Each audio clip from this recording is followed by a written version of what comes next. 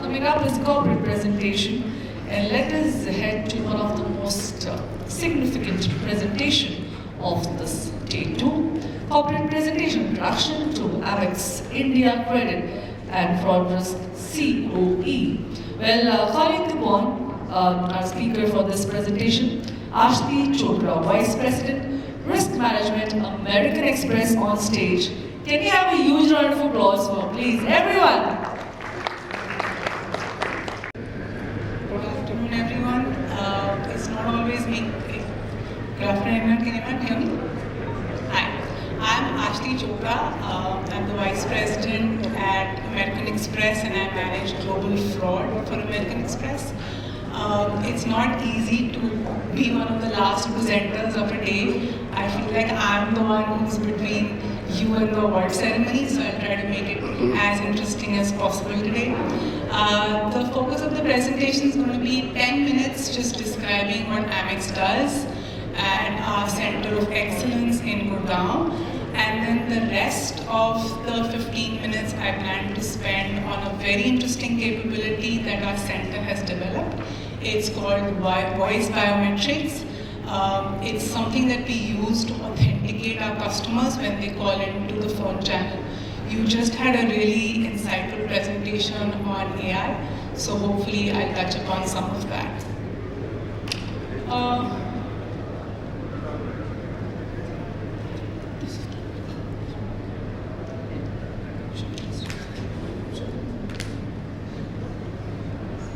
So just to start with the business overview, we are about 77,000 colleagues across the globe.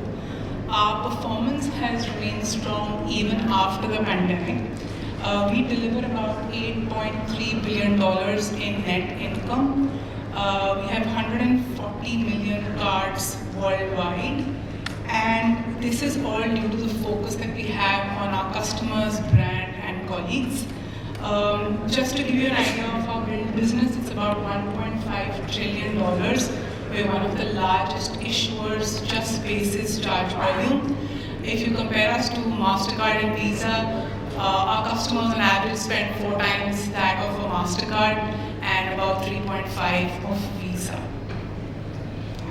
These are our 3 primary sources of income: commercial, merchant, and consumer. We provide products and services to businesses of all sizes, and we also manage the merchant network that provides a mechanism of accepting our card base. We have many different functions. The ones that you see are the major ones. There are several business units which are embedded amongst these business units. The uniquest advantage that Amex has is the integrated network. And what that means is that we know everything about our customer as well as the merchant data.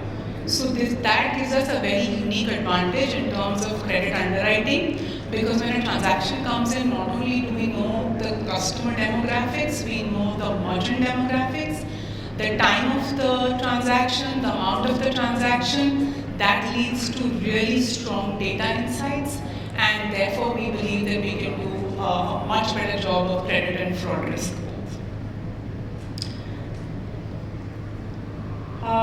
Finally, the COE that was set up in Gurgaon, it happened almost in the early 2000s.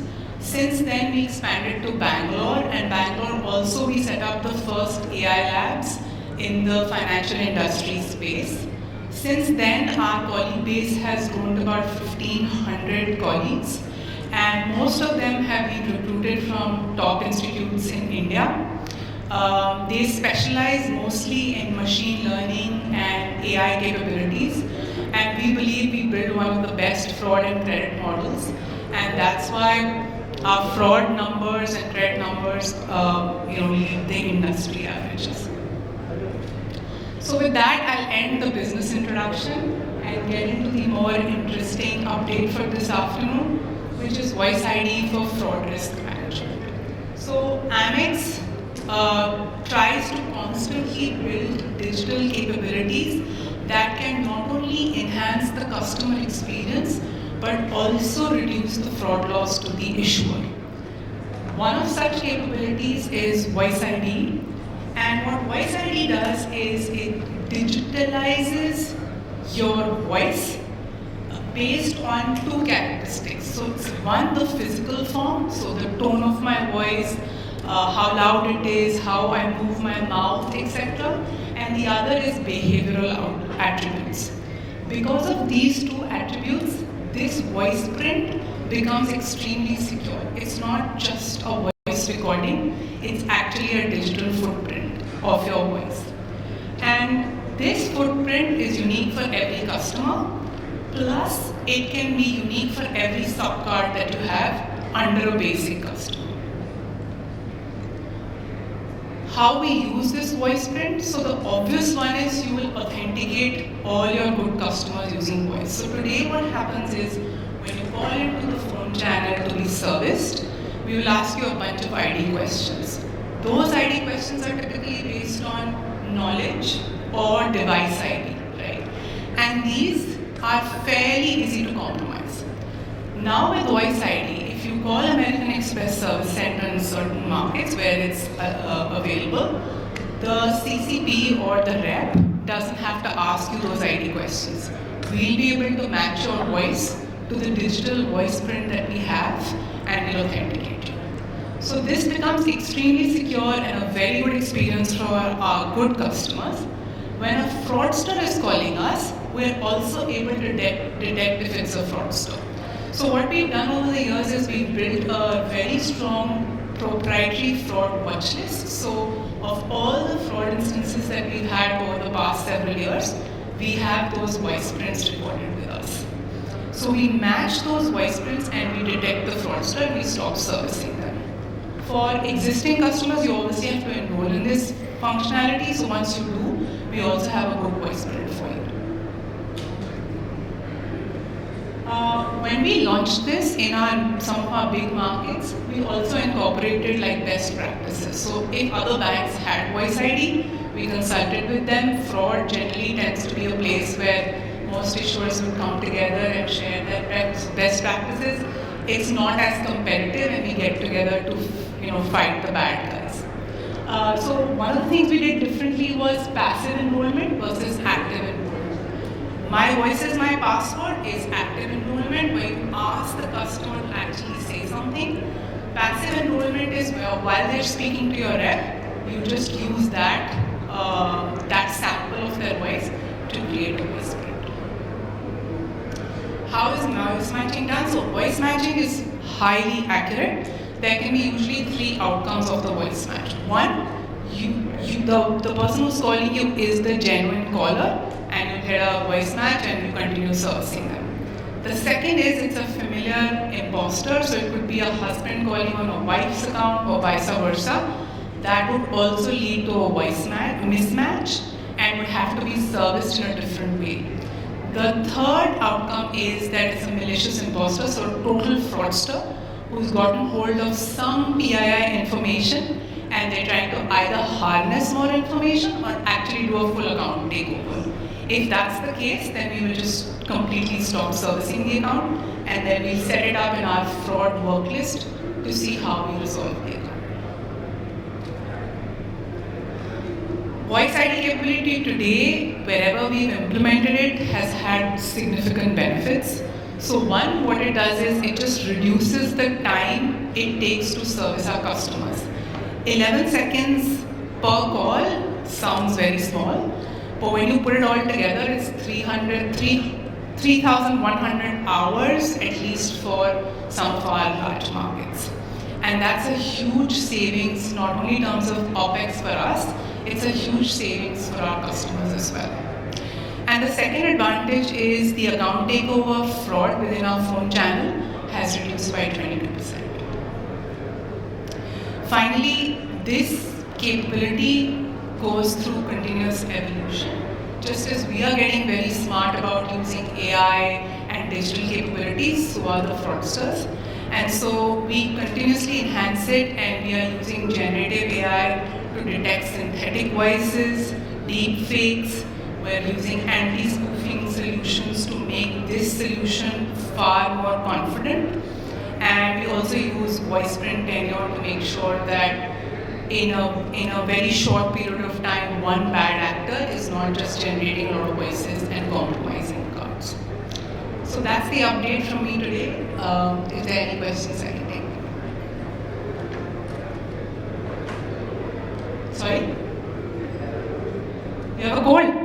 No, we can detect that. So that's pretty basic. Irrespective of how your voice is, so if you're trying to muffle your voice, if you're trying to speak in a softer voice, all of that will still lead to the same digital footprint. I have a question. You mentioned about voice footprint or a digital Sir, I can't footprint hear of you. a voice. Am I audible?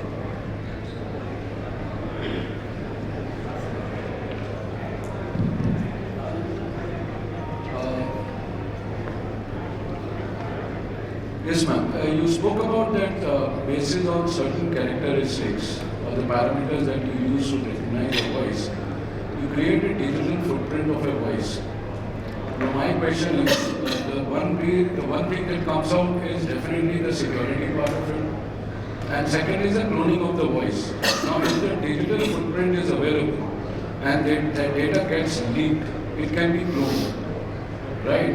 And once I have that information with me or the digital footprint available, and anytime if I call the call center or the channels, probably voice recognition will get through on the first piece, right? So how are we tackling it? So I would answer it as, it is as secure, it has to be as secure as any of your PII information. So digital footprint of the voice is obviously stored internally. It's not external. And remember that digital footprint has to match the digital footprint that we have. So just because that digital footprint has been leaked does not mean that you're vulnerable to the industry overall. It's not like PII information where your name and date of birth and Aadhaar card can be used across issues. That digital footprint that is created of your voice is unique to us as an issuer. So it can only be compromised, if it's compromised, it can only be used as a disadvantage to us, which makes it more secure than some of your other PII information, which is easily breached and can be leveraged across issuers. And my follow-up question is, how replicable this model is if someone else wants to replicate this model? Replicate the model as in the algorithm to create that digital footprint is obviously patented. And so it's very easy to create a digital footprint, but this digital footprint that is created and used by Amex is obviously unique to that issue. But voice ID, just to let you know, outside of India, I know India is not very prevalent, but voice ID in some of the other markets is already quite prevalent. Like the UK, most banks use it. So, it's already being used extensively. Thanks, ma'am. Thanks for answering.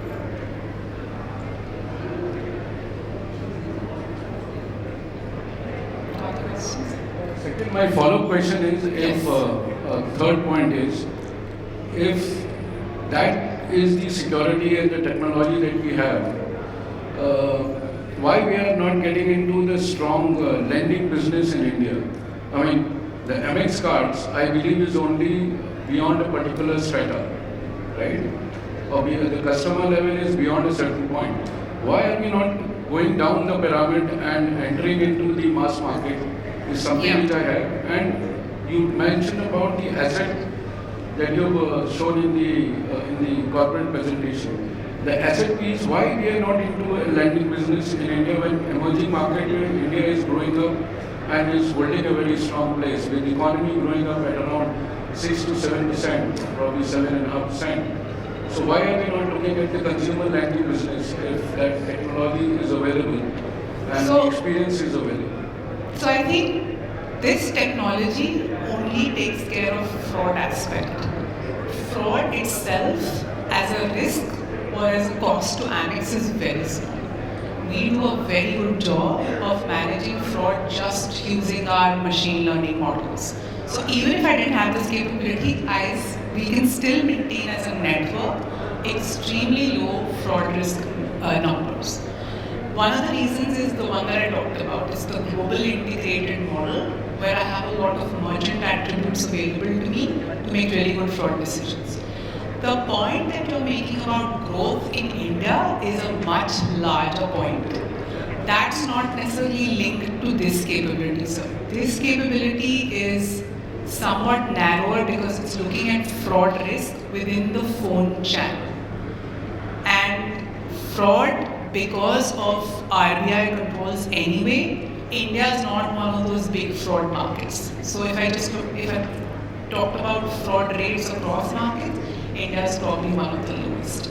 But that growth in why we don't go deeper into lower income segments is a broader business question and not necessarily linked to this capability.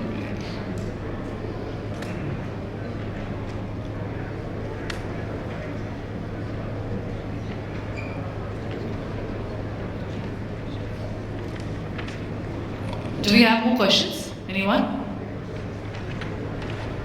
I think we are very sorry. Thank you so much for this fabulous presentation out here. Can we have a huge round of applause for everyone? Also now I shall call upon Madhav Chaudhary, Head Banking Alliance and Partnership BharatPe, to please come upstairs and felicitate Aashti Chopra, Vice President Risk Management, American Express.